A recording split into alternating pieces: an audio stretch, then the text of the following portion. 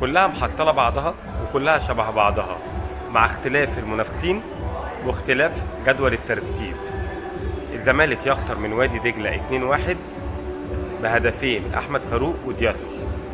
الزمالك قدم لقاء أسوأ لقاء في الدوري السنة دي، رفض قمة الدوري وأصبح الأول في الدوري نادي المصري.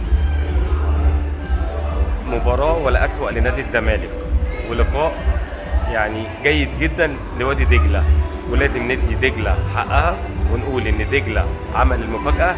أول لقاء رسمي دجلة يفوز على الزمالك من ساعة ما بدأ يلعب في الدوري الممتاز ونزل ورجع تاني. أول مرة دجلة يكسب الزمالك.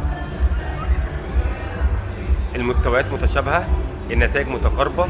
دوري المفاجآت، أغرب دوري في 20 سنة اللي فاتت هيكون الدوري ده. المصري الأول، الزمالك الثاني، الأهلي ال13. دوري غريب بس في الآخر كله شبه بعضه، وده دوري المفاجآت. مبروك لدجلة المكسب وهارد لك للزمالك، ولما نشوف اللي جاي فيه ايه. لسه في تاني مفاجآت كتير في الدوري المصري. سلام.